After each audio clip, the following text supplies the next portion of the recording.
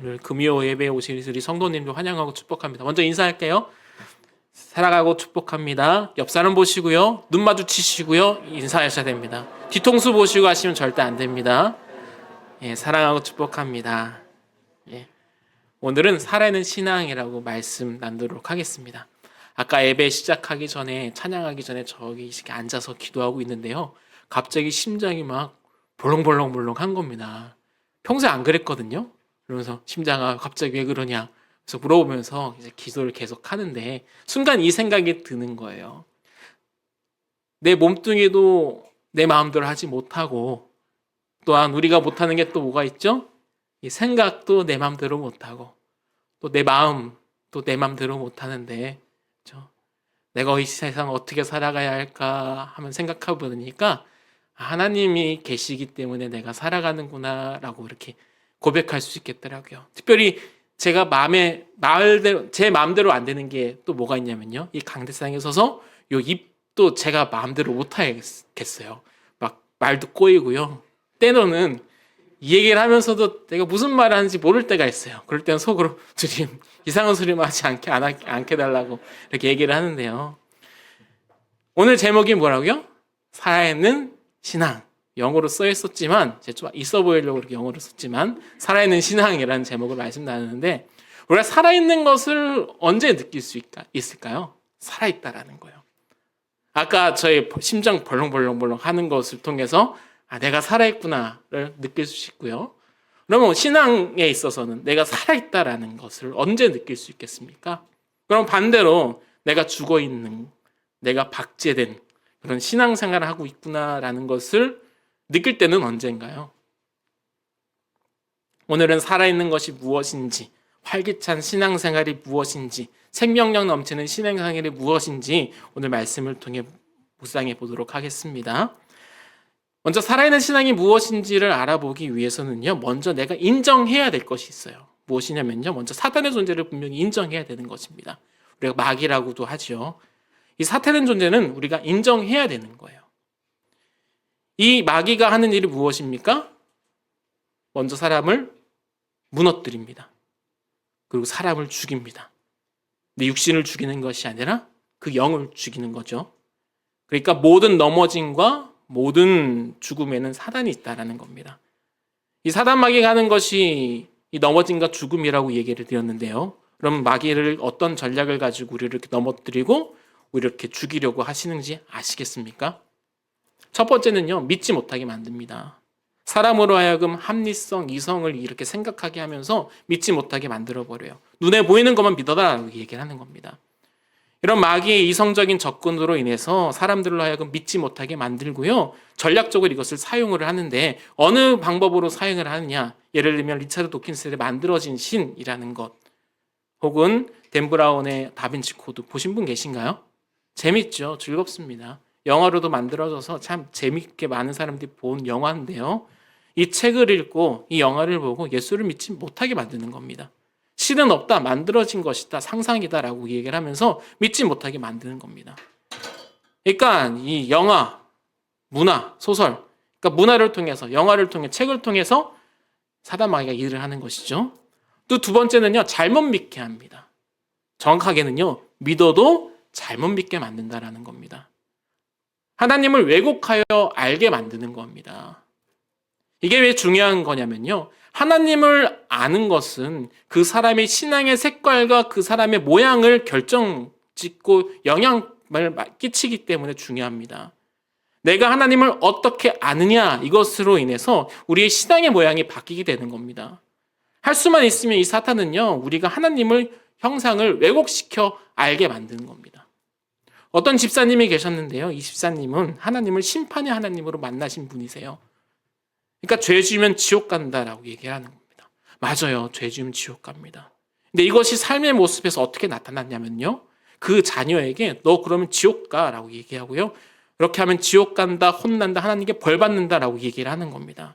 그분에게는 사랑의 하나님, 오래 참으시는 하나님이 없으니까 삶이 어떻겠습니까? 너무 강팍하고 가정이 너무 힘든 거예요. 하나님 널 사랑하시고 하나님은 온유하시고 하나님 오래 참으시고 이러한 위로함 너에게 힘 주실 거야 라는 그런 위로함이 없이 그의 삶 가운데는 정죄한 모습만 있는 겁니다. 그럼 그 가정의 분위기가 어떻겠습니까? 상상이 가시죠? 그러니까 우리 신앙에 있어서 이런 조화를 이루어야 되는데 그렇지 않다라는 겁니다. 분명히 심판해야 하시는 하나님은 맞아요. 그러한 분이시기도 합니다. 그런데 하나에 너무 치우쳐 버렸다라는 거예요. 이처럼 하나님을 아는 지식은요, 우리의 신앙의 기초가 되는 것입니다. 사랑하는 사람과 만나면요, 그 사람에 대해서 알아가는 겁니다. 무엇을 좋아하는지, 무엇을 싫어하는지 이것을 잘 알아야 연애도 성공하는 것이고요. 각각류 알레르기 있는 사람 데리고 가서 조개구이 먹자, 아니면 생선구이 먹자, 아니면 새우, 요새 봄에 되면 이제 가을 되면 새우철 되면 새우구이 먹으러 가자라고 한다면 연애 실패하는 것이죠. 결혼도 마찬가지입니다. 아내가 오늘 여기 남자 집사님 많이 오셨는데 아내가 무엇을 좋아하는지, 아내가 무엇을 싫어하는지 이것을 알면 결혼 생활은 만사 형통이죠. 그것만 조심하면 되잖아요. 그렇죠? 우리 여자 집사님 물어볼게요. 남편이 자기를 잘 아는 것 같습니까? 어떠세요? 고개 흔드시는 분 계시는데 알아도 안 한다가 정답이죠. 그렇죠? 맞아요. 알아도 안 합니다. 몇십 년 같이 살아도 똑같은 거 똑같아 알고 있는 것이죠. 맞아요. 맞습니다. 저에게 있어서도 아내를 아는 지식이 결혼 생활하는 데 있어서 많은 도움이 되는 것처럼 하나님을 아는 지식은요, 그 신앙생활의 색깔을 만드는 데 가장 중요하고 정말 중요한 것입니다. 올바로 아는 것이 이렇게 중요한데요, 마귀는 이것을 왜곡하여 알게 만든다라는 겁니다. 창세기 3장 1절 말씀 보시면요, 그런데 뱀은 여호와 하나님이 지으신 들신 중에 가장 간교하니라. 뱀이 여자에게 물어 이르되 하나님이 참으로 너희에게 동산 모든 나무의 열매를 먹지 말라 하시더냐. 성경은 뱀 사탄을 간교하다라고 얘기를 하고 계세요. 간교하다라는 것은요, 선과 악의 경계선에 있다라는 겁니다. 맞는 것 같기도 한데 아닌 것 같기도 하고, 들어보니까 딱히 틀린 말은 없는데 괜히 의심은 있어요. 보고 있으면 멋있어. 괜찮아 보이지만 그렇다고 꼭 신뢰는 가지가 않아요. 이렇게 표현할 수 있는 상태. 가짜지만 진짜같이 행동하는 사기꾼 같은 그런 사람들. 이것을 간교함이라고 얘기하는데, 고린도후서 11장 14절 말씀입니다. 이것은 이상한 일이 아니니라. 사탄도 자기를 광명한 천사로 가장하나니, 사탄이지만 광명한 천사로 가장을 한다라고 얘기를 하고 계세요. 위장의 천재인 것이죠. 하나님은 어떠한 하나님이십니까? 우리 성도님 만나는 그 하나님, 어떠한 하나님으로 만나셨습니까? 저에게서는 공급하고 가르치고 고치시는 하나님으로 만났습니다. 그런데 3장 1절 말씀 보면요, 참으로 너희에게 동산 모든 나무의 열매를 먹지 말라 하시더냐. 다 아시겠지만 뱀은, 마귀는 어떻게 얘기합니까? 하나님을 우리의 특권을 빼앗아가는 분으로 이야기를 하고 있어요. 빼앗는 분이시니까 우선 내 것을 지키려고 하고요. 신앙은 지키는 것으로 인정하니까 지키려고 하고, 나의 미래는 이제 내가 만들어가는 것으로 생각하게 되고, 나의 인생을 내가 가는 것으로, 내가 만들어가는 것으로 생각하게 된다면요, 결국 그 인생은 피곤한 인생이 될 수밖에 없는 겁니다. 이런 것들이 나의 삶에 있어서 수고하고 무거운 짐이 되어서 내 어깨에 얹혀지는 것이죠. 그래서 짐진 내가 되는 것이고, 짐진 내가 되니까 어떻게 살아가는 겁니까? 피곤하고 허탈하고 고가한 삶을 살아갈 수밖에 없는 것입니다. 그런데 하나님은요, 창세기 2장 16, 17절 말씀에 어떻게 말씀하셨습니까? 같이 한번 읽어볼게요. 시작. 여호와 하나님이 그 사람에게 명하여 이르시되 동산 각종 나무의 열매는 내가 임의로 먹되 선악을 알게 하는 나무의 열매는 먹지 말라. 내가 먹는 날에는 반드시 죽으리라 하시니라. 모든 것을 먹되 하나를 먹지 않음으로 말미암아 어떻게 하는 겁니까? 우리가 피조물이라는 사실을 인정하면서 살라고 말씀하시는 거예요. 하나님 이렇게 말씀하고 계시는 겁니다.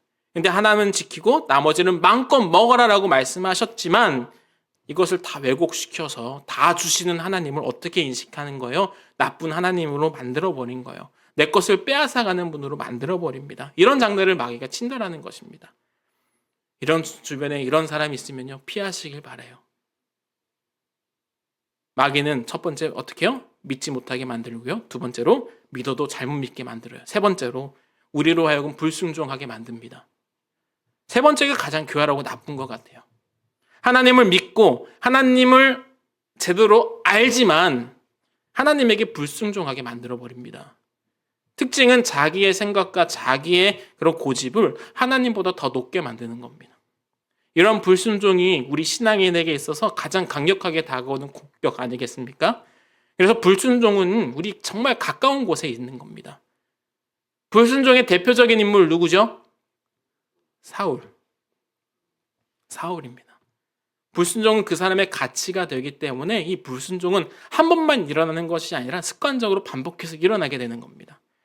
이 사울의 불순종 세 가지 잠깐 살펴볼 건데요. 먼저 사무엘상 13장에 있는 사건입니다. 블레셋이 이스라엘을 공격해 오는데 이 전쟁을 치르기 전에 제사를 먼저 드려야 돼요. 제사를 드릴 수 있는 사무엘이 너무 늦게 오는 겁니다.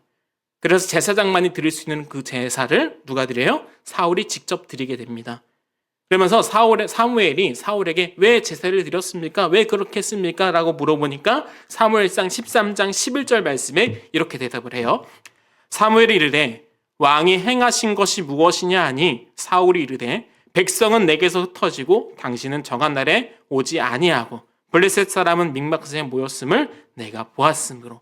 백성은 흩어졌어요. 말씀과 현실의 모순 상태를 묘사하고 있어요. 그래서 자기를 합리화합니다. 말씀은 이긴다라고 했지만 현실은 어떤 모습이? 백성이 흩어진다라는 겁니다.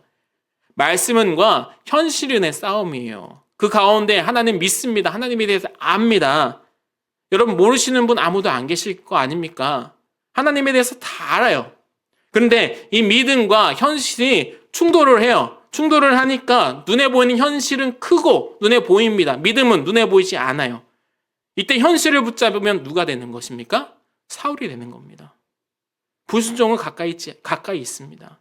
내 삶에서 믿음과 현실이 꽝 하고 충돌할 때에 불순종이 생길 수 있는 겁니다.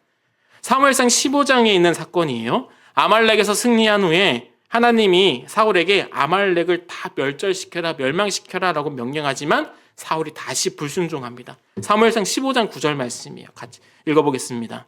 사울과 백성이 아각과 그의 양과 소의 가장 좋은 것 또는 기름진 것과 어린 양과 모든 좋은 것을 남기고 진멸하기를 즐겨하지 아니하고 가치 없고 하찮은 것은 진멸하리라. 하나님을 버리라라고 하나님은 말씀을 하셨지만 하나님이 다 진멸하라고 말씀하셨지만 그 진멸의 그 대상인 양과 소가 너무 좋아서 하나님의 명령을 받아들이지 못한 경우예요. 너무 좋은 기회가 있어요. 샤넬, 구찌, 버버리, 프라다, 또 생로랑, 코치, 또 뭐 있죠? 톰 브라운, 셀린, 발렌시아가 많아요. 많죠. 많습니다. 명품 되니까 막 우리 성도님들 앞에서 보니까 어떤지 알아요? 다 입에 미소를 이렇게 짓고 계세요. 명품 좋죠. 너무 좋습니다. 하나님의 은혜로 사업을 시작을 했어요. 하나님의 은혜로 마라탕집을 열었어요. 근데 장사가 사업이 너무 잘 되는 겁니다. 주말엔 손님이 더 많이 찾아와요. 이거 놓치면 큰일 날 것 같은 거예요. 주일에 예배 드려야 하는 것 압니다. 교회 나와야 하는 것 압니다. 그런데 예배 드리러 오는 그 2시간의 그 시간이 가게 오픈하는 너무 중요한 거예요. 그래서 주일을 빠집니다. 그런데 주일을 빠졌음에도 장사가 너무너무 잘 돼서 신이 나는 거예요. 아가방 포로로 잡아오니까 얼마나 좋습니다. 애가 자랑하는 거예요. 내가 잡았다. 죽이지 않았다. 현실이 너무 좋기 때문에 하나님 말씀에 순종하는 것이 아니라 현실적 유혹에 넘어가 버린 겁니다. 현실이 너무 매력적이기 때문에 하나님의 말씀을 버리게 되는 겁니다. 그러니까 결국 불순종이란 무엇입니까? 죄와 반역이 아니라 하나님의 말씀을 믿음에도 불구하고 현실을 내가 붙잡는 것이 불순종이다라는 거예요. 이런 것이 습관으로 자리 잡을 때 어떤 영이 임했다? 불순종이 영이 임했다라고 얘기를 하는 거예요. 사무엘상 21장 말씀인데 이 이스라엘의 3년 기근을 경험을 합니다. 근데 이것이 사울이 기드온 백성을 죽였기 때문이라고 묘사를 해요. 사울은 인기를 얻기 위해서 기브온 백성을 죽인 거예요.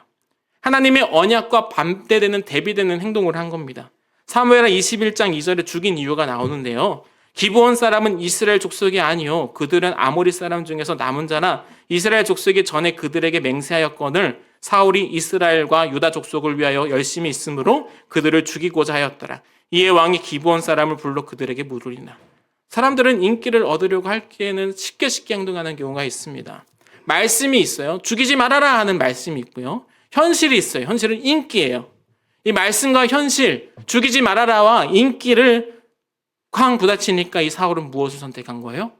인기를 선택을 합니다. 현실을 선택한 겁니다.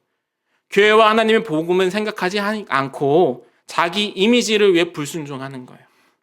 누가 자기를 앞으로 세워주고 앞장서게 하니까 리더가 되니까 인기인이 되니까 이상하게 사람이 변하는 겁니다. 왜 그렇습니까? 나의 이미지가 좋아지기 위하여 교회가 어떻게 되든 상관없이 나의 인기를 생각하는 것이죠. 자기가 하고 싶은 말을 하고요. 자기 혼자 깨끗하려고 합니다. 왜요? 말씀과 현실이 꽝 충돌했을 때에 현실의 매력이 있기 때문에. 그러니까 현실과 인기에 집중하니까 불순종하기 더 쉬워지는 거죠.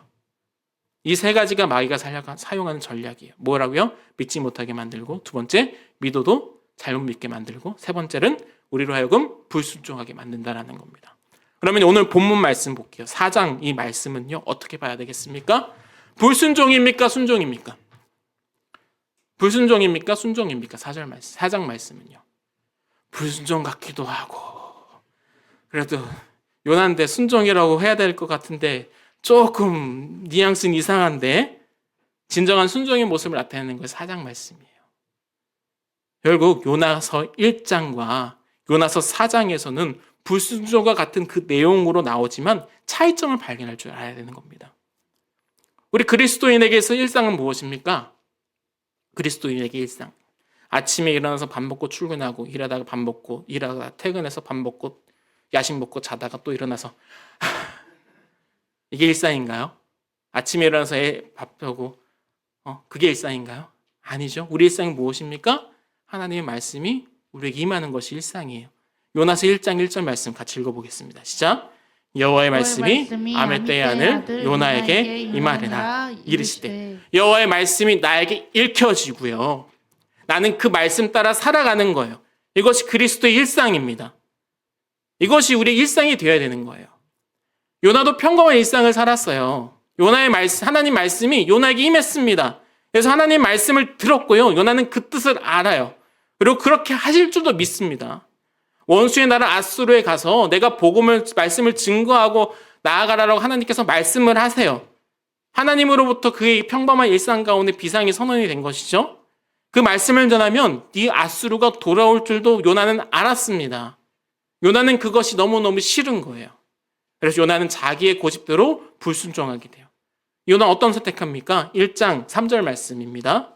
그러나 요나가 여호와의 얼굴을 피하려고 일어나 다시스로 도망가려 하여 욥바로 내려갔더니 마침 다시스로 가는 배를 만난지라 여호와의 얼굴을 피하여 그들과 함께 다시스로 가려고 백샷을 주고 배에 올랐더라. 10절 말씀입니다.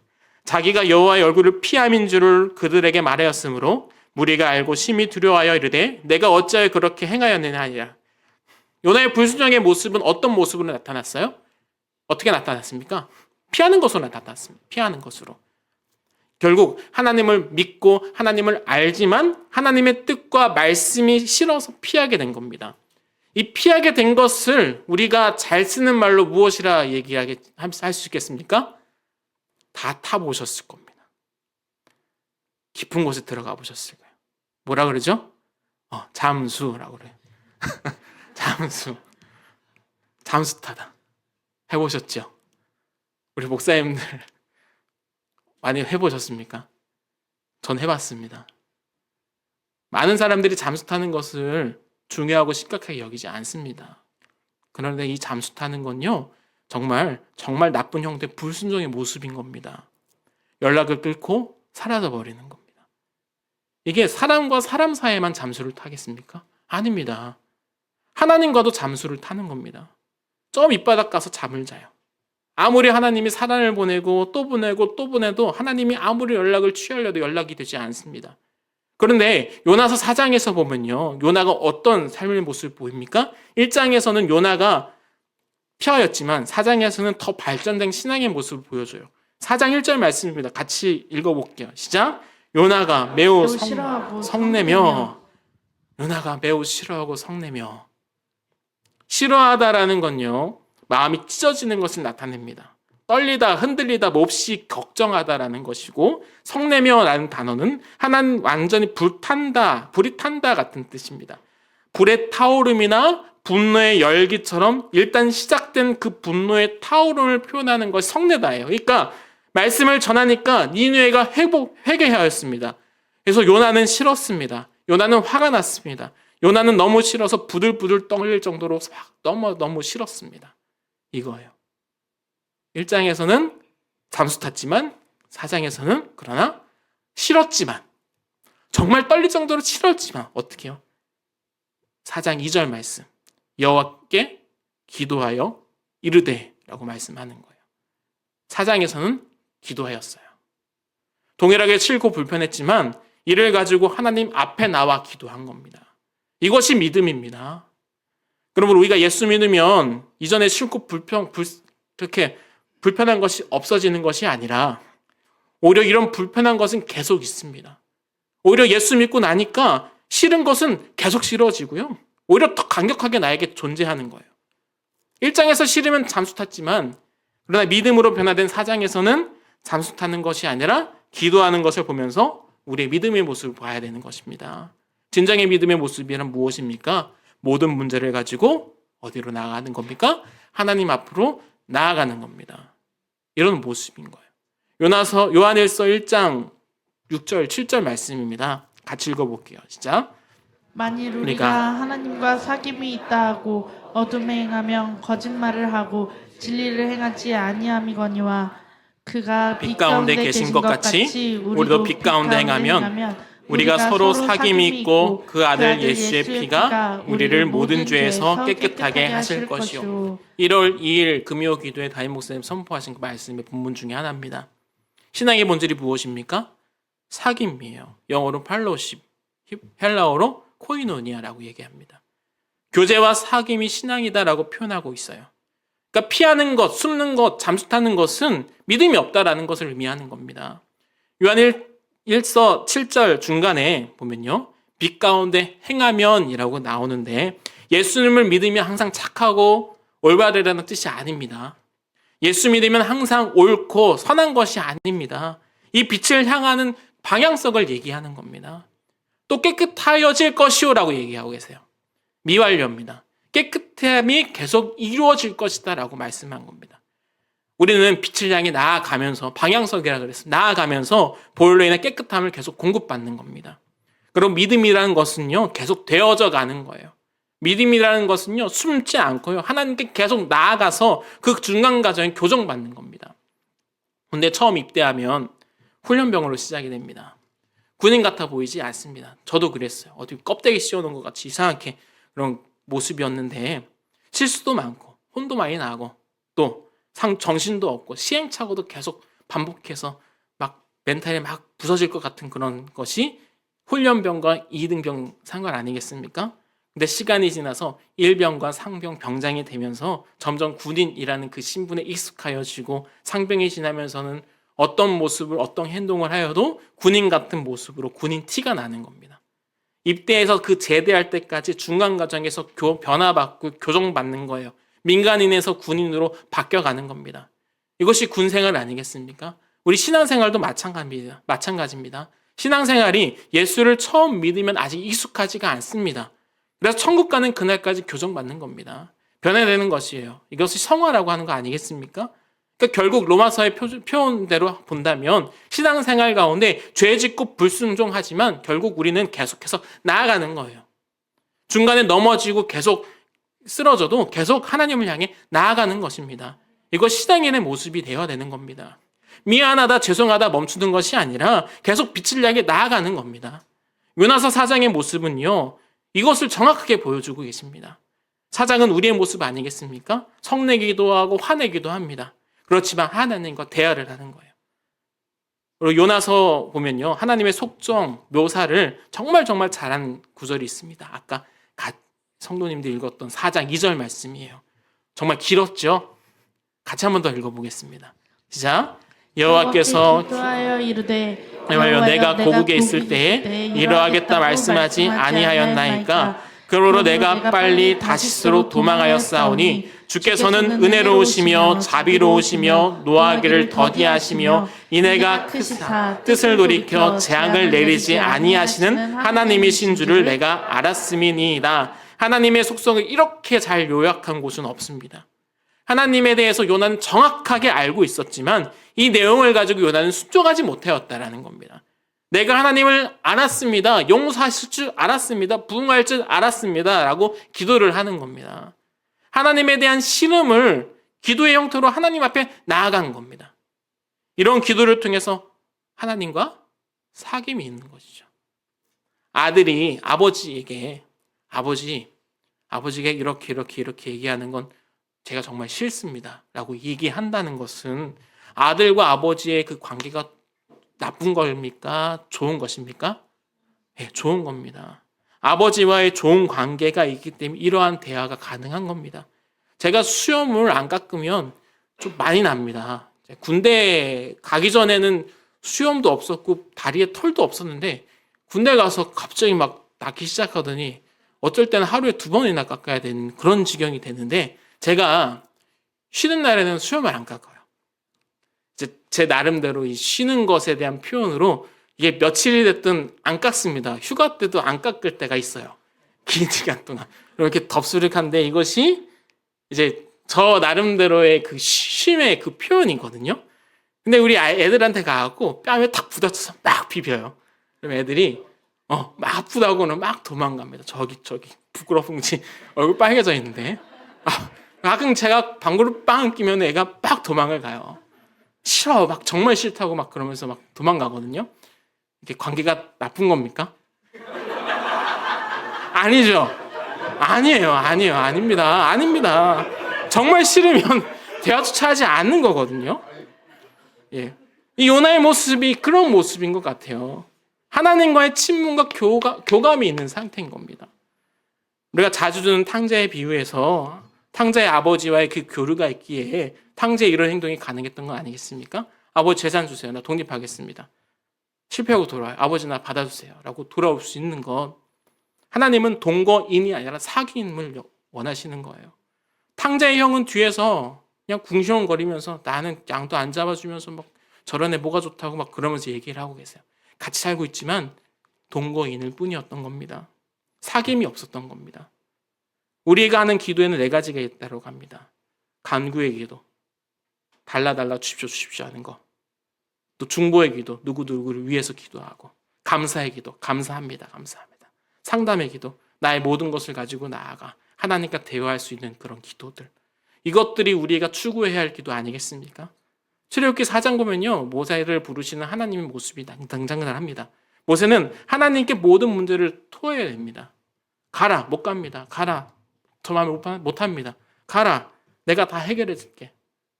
아니요, 제발로 저 할 줄 아는 거 아무것도 없습니다. 라고 하나님과 이런 대화를 이어나가는 거예요.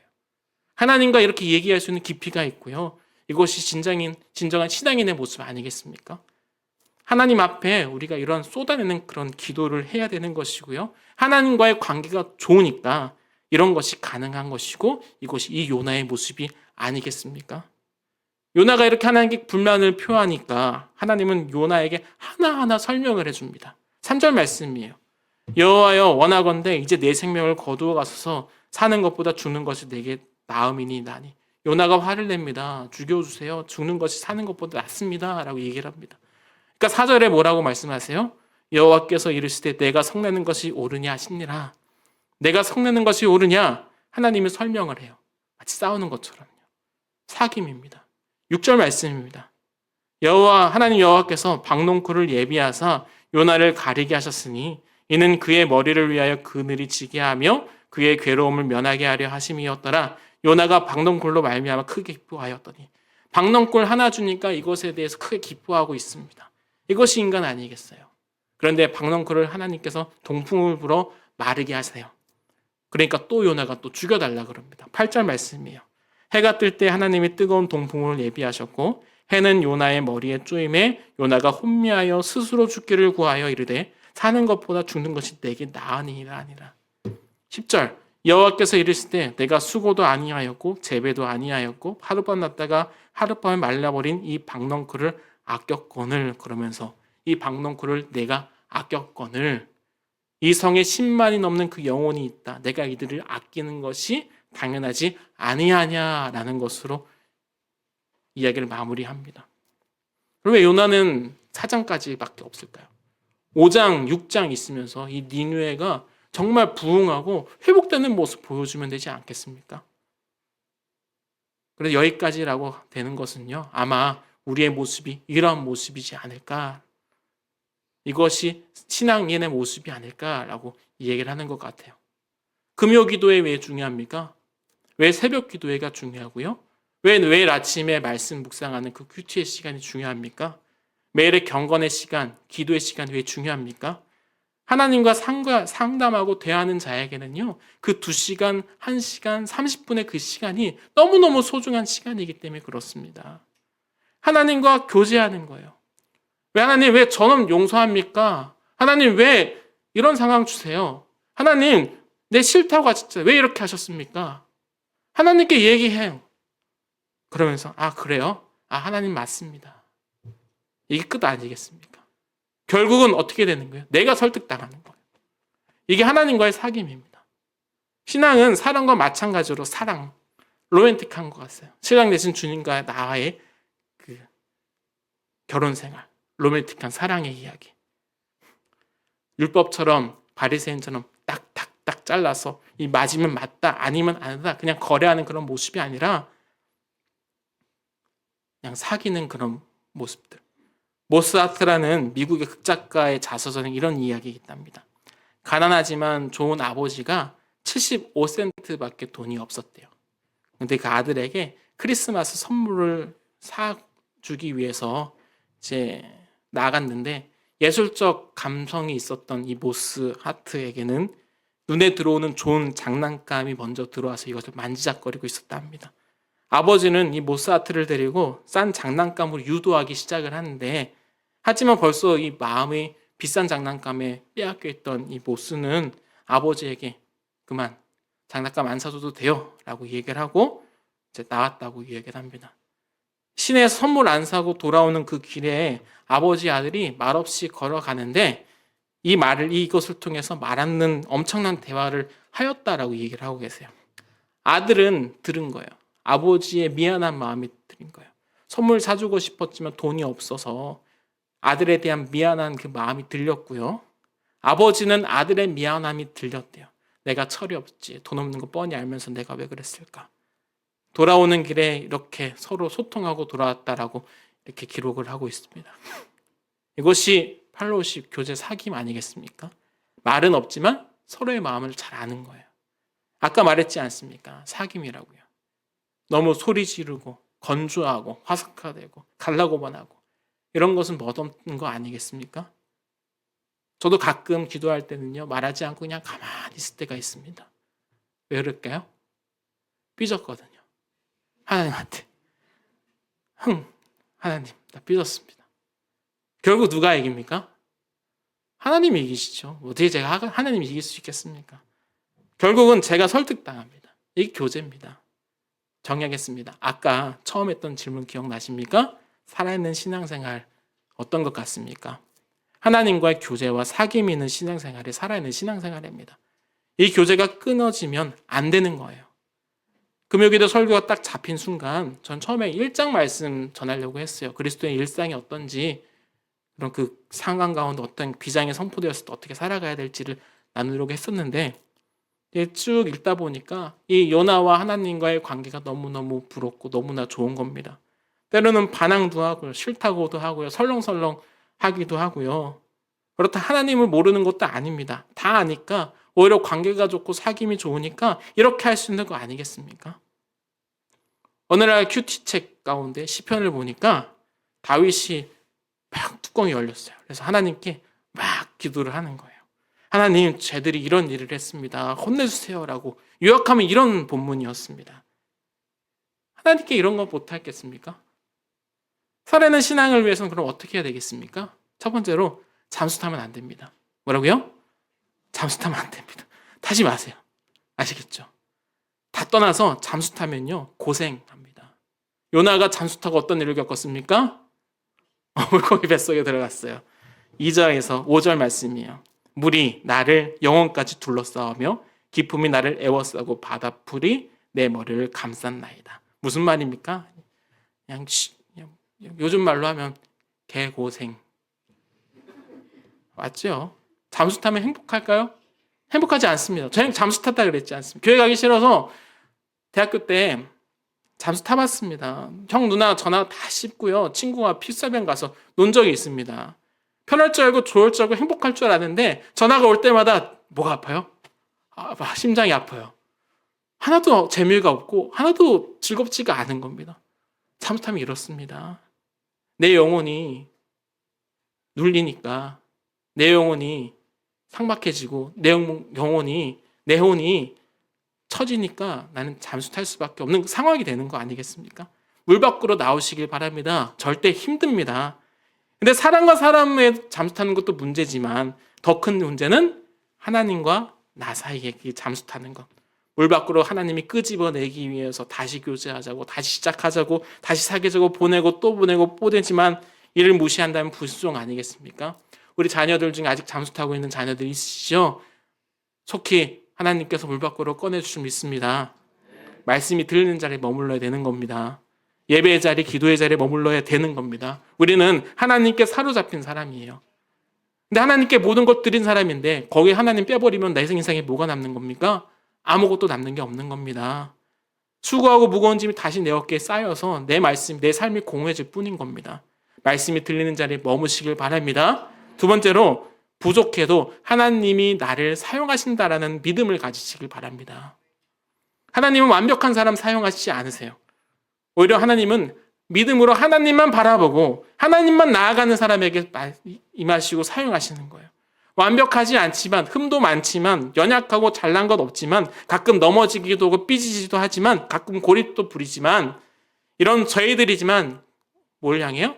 빛을 향해 나아가면 되는 겁니다. 빛을 향한 방향성이요. 내가 어두운 곳에 있지만 힘들지만 그러나 빛을 향해 나아가는 겁니다. 저 멀리 보이는 빛을 향해 나아가면요 하나님께서 힘을 공급해 주시는 거예요. 나는 부족해서 안 됩니다. 나는 할 수 없습니다. 생각하지 마시고요. 빛을 바라보고 달려간다면 어느 순간 이만치 나아가고 있는 거예요. 요나서 보시면 요나의 모습 어떻습니까? 가끔 하나님 말씀대로 되는 게 싫어서 도망도 가고 물고기 뱃속에서 도망도 하고 또 니느웨도 억지로 끌려와서 하나님 말씀대로 한다고는 하는데 어떻게 해요? 설렁설렁 회개하라.